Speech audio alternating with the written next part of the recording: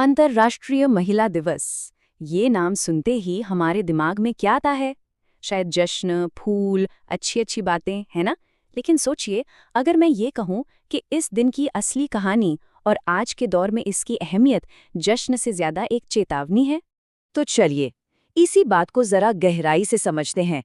ये एक बहुत ही पावरफुल स्टेटमेंट है जो हमें सीधे इस पूरे विश्लेषण के दिल में ले जाता है। देखिए, बात सिर्फ एक दिन की नहीं है, बात है दशकों की मेहनत पर हो रहे एक बड़े हमले की। और सुनिए, ये कोई हवाई बात या सिर्फ एक डर नहीं है। दुनिया भर के जो राइट्स ग्रुप्स हैं वो ठीक यही शब्द इस्तेमाल कर रहे हैं। वो देख रहे हैं एक सुनियोजित और अच्छी तरह से फंडेड पलटवार। अब ये पलटवार कई शक्लों में आता है, कभी ऑनलाइन झूठी खबरें फैलाकर, तो कभी उन कानूनों को बदलने की कोशिश करके जो महिलाओं को सुरक्षा देते हैं।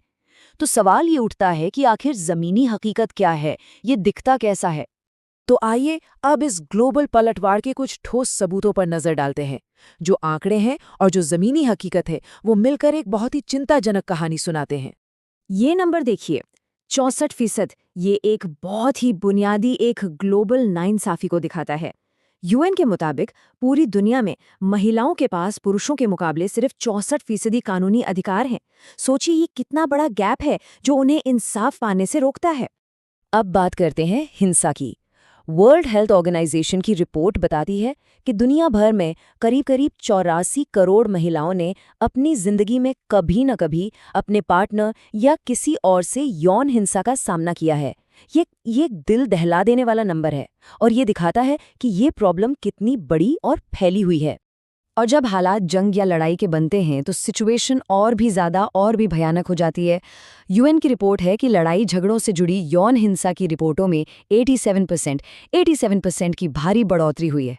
ये साफ साफ दिखाता है कि कैसे संघर्ष को औरतों के खिलाफ एक हथियार की तरह इस्तेमाल किया जाता है। तो इन आंकड़ों से आगे बढ़कर चलिए कुछ खास जगहों पर चलते हैं और देखते हैं कि जमीनी स्तर पर ये सब कैसा दिख रहा है। अफगानिस्तान से लेकर सूडान और यहाँ तक कि अमेरिका तक अधिकारों को छीनने का ये पैटर्न एकदम साफ नजर आता है। ये बयान महबूबा सिराज का है, जो काबुल की एक बहुत ही तजुर्बेकार महिला अधिकार कार्यकर्ता हैं। उनकी बातों में जो निराशा है वो साफ सुनाई देती है। ये हमें बताती है कि जब कानूनी सुरक्षा ही छीन ली जाती है तो महिलाओं के पास कोई सहारा नहीं बचता। ये सूडान में चल रहे संघर्ष के भयानक असर को दिखाता है। जब रानिया जैसी 22 साल की एक लड़की को भागते हुए ये सब देखना पड़ता है, तब हम समझते हैं कि हेल्थ सिस्टम के ढह जाने का असली मतलब क्या होता है। ये सिर्फ एक आंकड़ा नहीं है, ये एक जिंदगी की कहानी है। लेकिन यहाँ एक बात समझनी बहुत जरूरी है। ये जो ग्लोबल पलटवार है, ये सभी महिलाओं पर एक जैसा असर नहीं डालता। कुछ औरतें दूसरों के मुकाबले कहीं ज्यादा खतरे में हैं। इस बात को समझने के लिए हमें इंटरसेक्शनल फेमिनिज्म को समझना होगा। ये शब्द किम्बरले क्रेनशॉ ने दिया था। आसान भाषा में कहें तो ये बस ये देखने का एक नज़रिया है कि किसी इंसान की पहचान के अलग अलग हिस्से, जैसे उनकी जाति, उनका क्लास या उनका जेंडर, कैसे एक दूसरे से जुड़ते हैं और उनके साथ होने वाले भेदभाव को और भी ज़्यादा बढ़ा देते हैं। ब्राज़ील की ब्लैक फेमिनिस्ट एक्टिविस्ट वाल्डिसिर नासिमेंटो का ये बयान इसका एक परफेक्ट एग्जाम्पल है। वो कहती हैं कि अश्वेत महिलाओं के जो अनुभव हैं वो बिल्कुल अलग हैं और उनकी आवाज़ को सीधे सुना जाना चाहिए, किसी और के जरिए नहीं। ठीक इसी तरह ग्वाटेमाला की सोनिया हेरेरा बताती हैं कि कैसे एक स्वदेशी महिला होने की वजह से उनके लिए मौके सीमित कर दिए जाते हैं। यहाँ जेंडर और नस्ल दोनों मिलकर एक अलग ही तरह की रुकावट पैदा करते हैं।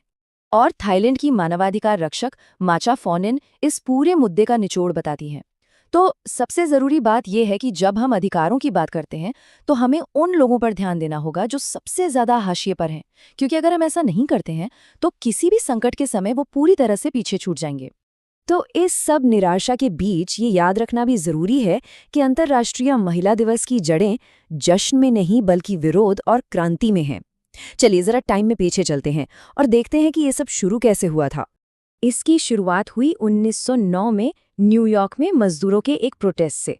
फिर 1910 में इसे एक इंटरनेशनल मूवमेंट बनाने का आइडिया आया, लेकिन जो असली टर्निंग पॉइंट था वो आया 1917 में, जब रूसी महिलाओं ने ब्रेड एंड पीस यानी रोटी और शांति के लिए हड़ताल कर दी। और फिर जाकर 1977 में यूनाइटेड नेशंस ने इसे ऑफिशियली मान्यता दी। और ये दिखाता है कि ये सिर्फ एक सिंबॉलिक दिन नहीं है। 1917 की उस हड़ताल के असल में दुनिया बदलने वाले नतीजे निकले। उसी से रूसी क्रांति को हवा मिली और महिलाओं को वोट देने का अधिकार मिला। मतलब ये एक्शन का दिन था, सिर्फ अवेयरनेस का नहीं। तो चलिए अब वापस आज के समय में आते हैं और देखते हैं कि ये संघर्ष आज कैसे जारी है और आज के दौर में इसके क्या मायने हैं। आज के दौर में हम इंटरनेशनल विमेंस डे की पहचान को लेकर एक तरह का खिंचाव देखते हैं। एक तरफ है यूएन की थीम सभी के लिए अधिकार, न्याय, कार्रवाई, जो सिस्टम में बदलाव की मांग करती है, और दूसरी तरफ है एक और पॉपुलर कॉरपोरेट कैंपेन थीम पाने के लिए दे, जो जश्न मनाने पर ज्यादा जोर देती है। अब ये तनाव मायने रखता है क्योंकि जहां एक तरफ पॉलिटिकल एक्शन की सख्त जरूरत है, वहीं दूसरी तरफ इसका कमर्शियलाइजेशन इस दिन के असली मकसद को कहीं ना कहीं हल्का कर सकता है। और इसी बीच जो संगठन जमीनी स्तर पर काम कर रहे हैं वो एक बहुत बड़े फाइनेंशियल क्राइसिस से गुजर रहे हैं। सोचिए, उनमें से सिर्फ 5% को ही ये यकीन है कि वो लंबे समय तक अपना काम जारी रख सकते हैं। ये एक बहुत बड़ा फंडिंग गैप है और ये ऐसे समय में है जब उनकी ज़रूरत पहले से कहीं ज़्यादा है। लेकिन इस सारी निराशा के बीच उम्मीद की एक किरण भी है, जैसा कि ह्यूमन राइट्स वॉच के मैंस मुलैंडर हमें याद दिलाते हैं। आज़ादी और अधिकारों की लड़ाई मानव इतिहास में हमेशा से एक मजबूत ताकत रही है। और ये हमें आज के सबसे बड़े सवाल पर लाकर खड़ा कर देता है।